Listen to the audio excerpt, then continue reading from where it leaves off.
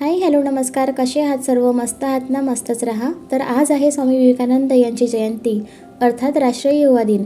त्यानिमित्त त्यांनी भारताच्या विकासासाठी सांगितलेले 3 मुद्दे आज आपण जाणून घेऊया. त्यापूर्वी या चॅनलला सबस्क्राईब करा, त्यामुळे तुम्हाला असेच नवनवीन व्हिडिओज बघायला मिळतील. चला तर जाणून घेऊया. अवघं 39 वर्षांचं आयुष्य, पण त्यात केलेलं कार्य अक्षरशः आकाशाला गवसणी घालणारं आहे. त्या अद्भुत कार्याचे यश संपूर्ण जग अनेक शतके गाईल, अनेक युगे ते कार्य टिकून राहील इतक्या भक्कम आधारावर निर्माण करण्यात आलेलं आहे. कोण हा महामानव की मानवी रूपात अवतरलेला कोणी देवच?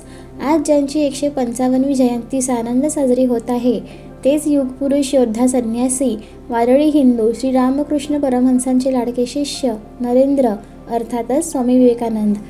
कलकत्ता महानगरातील सिमूल या भागात दत्त कुटुंब सुप्रसिद्ध होते. याच कुटुंबातील विश्वनाथ दत्त व त्यांच्या पत्नी भुवनेश्वरी देवींच्या पोटी 12 जानेवारी 1863 रोजी सूर्योदयानंतर लगेचच एक तेजस्वी बालसूर्य जन्माला आला. भुवनेश्वरी शिवभक्त होत्या व त्यांनी पुत्रप्राप्तीसाठी भगवान शिवांची खूप मोठी उपासना केली होती. त्यांचे फळ म्हणूनच जणू काही कैलासपती भगवान शिवच पुत्रस्वरूपाने त्यांच्या पोटी आले. शिवप्रसादाने जन्मला म्हणून मुलाला आपल्या कुलदेवतेचे वीरेश्वर असे नाव ठेवण्यात आले. पुढे त्यांना नरेंद्र असे नाव ठेवले व तेच रूढही झाले. बाल नरेंद्र अत्यंत खोडकर होते. कोणाच्याही कुठल्याही धाकधपाट्याचा त्यांच्यावर काहीच उपयोग होत नसे. भीती हा शब्दच त्यांच्या कोशात नव्हता. भुवनेश्वरी देवी रागाने म्हणत असत. पुष्कळ उपासना करून शिवाकडे एक मुलगा मागितला होता, परंतु त्याने पाठवले आहे एक भूत. त्या बिचाऱ्या मातेला काय माहीत होते की हेच भूत पुढे अवघ्या जगाला झपाटून सोडेल. नरेंद्र जन्मजात पुढारीच होता. सगळ्या मित्रमंडळींच्या खेळात पण तो कायम राजाच होत असे आणि आश्चर्य म्हणजे त्याचे सगळे वागणे बोलणे राजासारखेच होते. मुका प्राण्यांवर त्यांचे खूप प्रेम होते. शरीर बलदंड, कुस्ती खेळण्यात तरबेज, तलवार चालवणे, शारीरिक कसरती तसेच विविध खेळांमध्येही त्याने प्रावीण्य मिळवले होते. अतुलनीय धाडस हा तर त्यांचा स्वाभाविक गुण होता. भीती त्याला नव्हती कशाचीच. कधीही लहान मुले बागुलबुवा किंवा भूताला घाबरतात. नरेंद्रला जर भूताची भीती घातली तर तो कधीच घाबरत नसे. उलट ते भूत समोर यावे म्हणून मुद्दाम तिथे जाई. पण हेच धाडस, साहस त्याला खिशात एक दमडी नसतानाही जगभराचा प्रवास करण्यासाठी उपयोगी पडले. विविध ज्ञानशाखांमधील त्यांची हुशारी तर आश्चर्यकारक होतीच, पण BA होईपर्यंत त्यांनी भारतवर्षांचा सगळा इतिहास आवडीने वाचला होता. न्यायशास्त्र, इंग्लंड व युरोपचा वर्तमान व प्राचीन इतिहास तसेच पाश्चात्य दर्शनशास्त्र देखील त्यांनी आत्मसात केले होते. अलौकिक स्मरणशक्तीची देणगी असणारा हा असामान्य विद्यार्थी आपल्या प्रतिभेने व चारित्र्य संपन्न वागणुकीने सर्वांचा लाडका झालेला होता. तेजस्विता हा त्याचा स्वभावाचा स्थायी भाव होता. त्याने आपला बाणेदारपणा कधीच सोडला नाही. त्यांची वाचनाची क्षमता इतकी प्रगत होती की तो काही क्षणातच संपूर्ण पान वाचत असे. तरुणपणी केशवचंद्र सेनांच्या प्रभावाने नरेंद्र ब्राह्म समाजाचा पुरस्कर्ता झालेला होता. त्यामुळे मूर्तीपूजेला विरोध, हिंदू धर्माची निंदा करणे, जातीभेद न मानणे अशा तत्कालीन बाबींमध्ये तो सहभागी होई. पण त्यानेही त्याची मानसिक भूक भागली नाही. ईश्वराचा शोध काही त्याला लागला नाही. तो भेटलेल्या सर्वांना आवर्जून विचारित असे की तुम्ही ईश्वर पाहिला आहे का? त्यांच्या या रोखठोक प्रश्नांचे उत्तर, हो, जसा तुला पाहतो तसाच मी ईश्वरालाही पाहतो, असे अद्भुत उत्तर देणारा महात्मा त्याला वयाच्या 18व्या वर्षी 1881 साली पहिल्यांदाच भेटला. ते होते परमहंस श्री रामकृष्ण देव. श्री रामकृष्णांनीच या असामान्य मुलातला खरा स्फुल्लिंग ओळखला होता व त्याला हळूहळू मार्गदर्शन करीत उच्च पदावर पोहोचवले.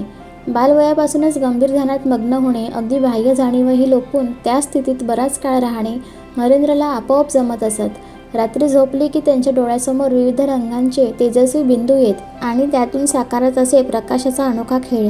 श्री रामकृष्णांनी त्यांचा हा अनुभव ऐकून त्यांच्याविषयी प्रशंसोद्गार काढले होते की हे ज्ञानसिद्धाचे लक्षण आहे. नरेंद्र लहानपणापासून अतिशय तार्किक होते. विलक्षण प्रज्ञा असल्यामुळे अनेक विषयांमध्ये प्रचंड गती होती. कोणताही मुद्दा योग्य तर्काच्या आधाराने पटल्याशिवाय ते मानतच नसत. हीच सवय त्यांना वेदांतही शास्त्रज्ञांच्या सखोल अभ्यासासाठी खूप उपयोगी पडली. त्यांचा गळा अतिशय गोड होता व शास्त्रीय संगीताचेही त्यांना सखोल ज्ञान होते. त्यांनी तरुणपणीच भारतीय संगीतावर एक अभ्यासपूर्ण ग्रंथ रचलेला होता. आपल्याकडले संगीत क्षेत्रातील एक दिग्गज रामकृष्ण बुवा वजे हे काही काळ त्यांच्याकडे संगीत शिक्षणासाठी जाऊन राहिले होते. श्रीरामकृष्णांकडून अनुग्रह प्राप्त झाल्यावरही नरेंद्र त्यांच्याशी अनेक विषयांवर चर्चा करी. त्यांचे प्रसंगी वादही होत, पण श्रीरामकृष्णदेव त्यांचे यथायोग्य समाधान करीत असत. रामकृष्णांनी नरेंद्र नावाच्या जातिवंत हिऱ्याला देखणे पैलू पाडून त्याला जगद्वंद्य केले यात शंका नाही. 1886 साली रामकृष्णांनी देहत्याग केला. त्यानंतर लगेचच काही भक्तांनी नरेंद्राच्या नेतृत्वाखाली संन्यास दीक्षा घेतली. या सर्वांना रामकृष्णांनीच भगवी वस्त्र पूर्वी देऊन ठेवलेली होती. नरेंद्रचे नाव झाले विवेकानंद. आज याच नावाने अवघे जग ढवळून काढलेले आहे. एकांताची अत्यंत आवड असणारा हा पूर्ण वैराग्यवान संन्यासी मनाने खासच करुणामय होता. संन्यासी म्हणजे कर्तव्य कठोर, रुक्ष अंतकरणाचाच असावा या प्रचलित समीकरणात ते बसतच नसत. दीनदुबळ्यांच्या दुःखाने हेलावून जाऊन अश्रू गाळणारा हा महामानव फार फार कोमल अंतकरण घेऊनच जगभर संचारला. याच जोरावर पहिल्याच वाक्यात त्याने जागतिक धर्म परिषदही सहज आपलीशी केली. वक्तृत्वाचा ओजस्वीपणा तर अनुपमेय होता त्यांचा, पण भारतीय तत्त्व परंपरेचा, आपल्या प्राचीन ज्ञानवैभवाचा अत्याधिक आदर व अभिमान बाळगणारा हा आधुनिक ऋषी अमेरिका, इंग्लंड व युरोपादी देशांमधील सबुद्ध तत्त्ववेत्यांना आपल्या व्याख्यानांनी सहज खिळवून ठेवीत असे. या तरुण, तडफदार आणि तेजस्वी संन्याशाला पाहून, त्यांची अभ्यासपूर्ण व्याख्याने ऐकून अनेकांनी भारतविषयीचे आपले मतच समूळ बदलून टाकले. त्यांच्या दृष्टीने गावंढळ, मागास असा भारत आता ज्ञानाचा एकमात्र आधार ठरलेला होता. म्हणूनच स्वामी विवेकानंदांच्या या अद्भुत कार्याविषयी त्या काळचे अनेक विद्वजन प्रशंसोद्गार काढीत असत. स्वामी विवेकानंदांनी आपल्या अत्यल्प आयुष्यात अक्षरशः तोंडात बोटे घालावी इतके अलौकिक कार्य केलेले आहे. प्रचंड दगदग, योग्य अन्नाची कायमची ददात, शरीराच्या मनाने प्रचंड प्रवास व फिरस्ती यामुळे त्यांच्या आरोग्याची पूर्णपणे हेळसाळ झालेली होती. त्यातच त्यांना डायबिटीज, बहुमूत्रता, दमा, निद्रानाश, क्षय इत्यादी अनेक रोगांनी पछाडले होते. इतक्या सगळ्या नकारात्मक परिस्थितींमध्येही या महामानवाची जिद्द इतकी विलक्षण होती की त्यांच्या जोरावरच त्यांनी संपूर्ण जग हेलावून सोडले होते. सर्वसामान्य माणूस त्यांच्या इतके कार्य तर सोडाच, तेवढ्या कार्याची कल्पनाही करू शकणार नाही. त्यांची दूरदृष्टी, त्यांचे कल्पनाविश्व, त्यांचा परिस्थितीचा सखोल अभ्यास आणि या सर्वांच्या मुळाशी असणारा खरा कळवळा, करुणा अक्षरशः अगाध होते सर्व काही. म्हणूनच त्यांना अवतारी महात्मा म्हटले जाते व ते सार्थही आहे. स्वामी विवेकानंदांचे विचार फार मूलगामी, परिणामी करणारे आहेत. त्यांच्या चिंतनामध्ये मातृभूमी भारताच्या तत्कालीन स्थितीचा खूप मोठा भाग होता. त्यांना भारताला गतवैभव पुन्हा प्राप्त व्हावे अशी दुर्दम्य आकांक्षा होती व त्यांच्या या दृष्टीने प्रचंड चिंतन केलेले आजही पाहायला मिळते. तेच विचार आपण जर आज अंमलात आणले तर भारत हीच पुन्हा जागतिक महासत्ता होईल यात तीळमात्र शंका नाही. स्वामीजींच्या मनात तरुण मुलांबद्दल फार आपुलकी होती. भारताच्या विकासाचे खरे शिल्पकार तरुणच आहेत असे त्यांचे स्पष्ट मत असल्याने त्यांनी कायमच तरुणांना खूप मार्गदर्शन केले. ते म्हणत की एका ध्येयाने, एका दिलाने प्रेरित झालेल्या मोजक्याच पण शारीरिक, मानसिकरित्या सशक्त तरुणांच्या आधारे ते संपूर्ण भारताचा कायापालट करू शकतील. म्हणून 12 जानेवारी ही त्यांची जयंतीच राष्ट्रीय युवक दिवस म्हणून साजरा होतो. याच ध्येयाने भारून जाऊन स्वामीजींनी काही मोजक्या ध्येयवेड्या तरुणांना सोबत घेऊन 1 मे 1897 रोजी श्रीरामकृष्ण मिशनची स्थापना केली. आज या संस्थेचा महान वटवृक्ष झालेला आपण पाहतच आहोत. भारताच्या अवनतीला 2 महत्त्वाची कारणे आहेत असे त्यांचे मत होते. एक म्हणजे शिक्षणाचा अभाव आणि दुसरे म्हणजे आत्मविस्मृती, आपल्या संपन्न वारशाचा, राष्ट्राचा, तत्त्वज्ञानाचा अभिमान नसणे. त्यांनी शिक्षणाविषयी मांडलेली मते खूप चिंतनीय आहेत. आजच्या शिक्षणाच्या दिवाळखोरी व शिक्षण सम्राटांच्या मनमानीच्या भयंकर परिस्थितीत तर विवेकानंदांचे हे विचार दीपस्तंभासारखे आहेत.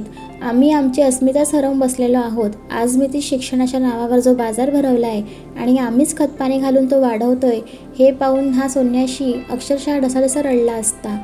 त्यांच्या भावनेत्रांनी जाणीवपूर्वक पाहिलेले स्वर्गीय हिंदुस्थानाचे सुस्वप्न आज आम्ही धुळीला मिळवतो आहोत हे पाहून त्यांचे कोमल अंतकर्ण शतशः विदीर्ण झाले असते.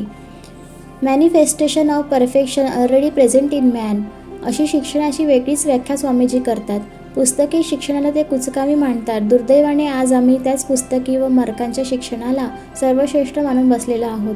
त्यांच्या काळात तर भारताचा फार मोठा भाग शिक्षणापासून वंचित होता. म्हणून ते म्हणतात, if the poor can not come for education, education should reach the poor. शिक्षणाच्या अभावामुळेच आपण आपली अस्मिता हरवून बसलो आहोत आणि मग त्यामुळेच आपल्याला कोणाना कोणाची गुलामगिरी पत्करावी लागते. स्वामींजींना चतुर्विध विकास अभिप्रेत होता. निर्बलतेने गुलामगिरी वाढते म्हणून शारीरिक विकास हवा. बलवान शरीरच खरे कार्यक्षम असते. बळी तो कान पिळी म्हणतात ते खोटे नाही. शरीरात ताकद असेल तरच आपल्या म्हणण्याला किंमत, ताकदीने हिंमत वाढते, यशस्वी होता येते. स्वामी विवेकानंद सुरुवातीला काशीमध्ये असताना एकदा त्यांच्या मागे माकडांचा कळप लागला.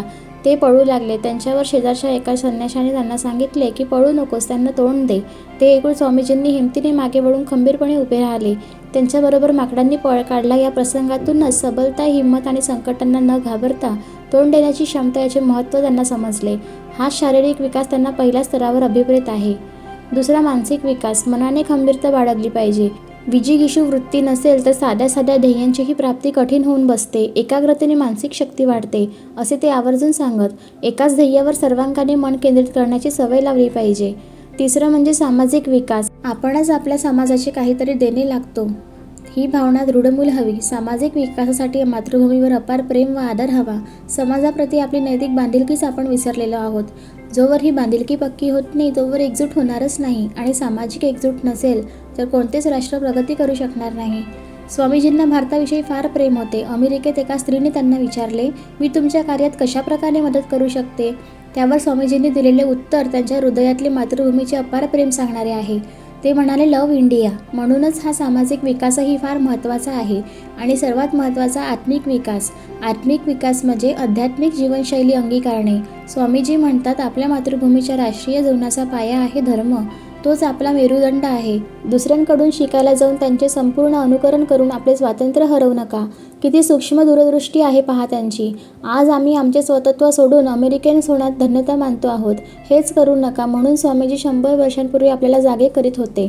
जो धर्म गरिबांचे दुःख दूर करू शकत नाही, त्यांना पोटभर जेवायला घालू शकत नाही, मानवाला देवता बनवत नाही, तो खरा धर्म नव्हेच, असे त्यांचे स्पष्ट मत होते. म्हणूनच शिवभावाने जीवसेवा या महान सिद्धांतांचा त्यांनी आपल्या मिशनद्वारे भक्कम पाया रोवला.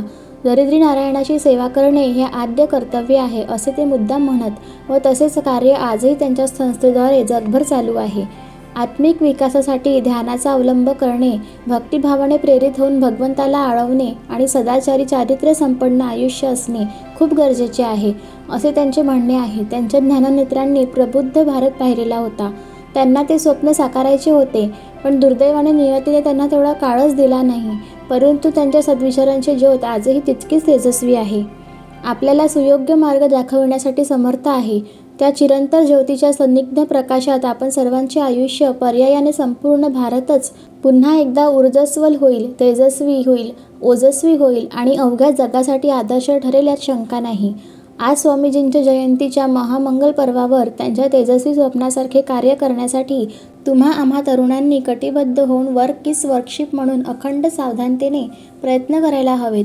ही सातच्या काळाची नितांत गरज आहे आणि त्या दृष्टीने सर्व बाजूंनी अग्रेसर होणे हीच या अलौकिक महामानवाला वाहिलेली खरी श्रद्धांजली ठरेल. स्वामीजींनी आयुष्यभर कळकळीने व उच्च रवाने दिलेले उपनिषदांचा संदेशच आपले खरे प्रेरणास्थान व्हायला हवा. भारत हा विश्वगुरू होऊ शकतो हे 100 वर्षांपूर्वी स्वामी विवेकानंदांनी वर्तवलेलं भविष्य आज आपण जाणून घेतलं. तर कसा वाटला आजचा व्हिडिओ? लाईक करा, शेअर करा. पुन्हा भेटूया नवीन व्हिडिओमध्ये.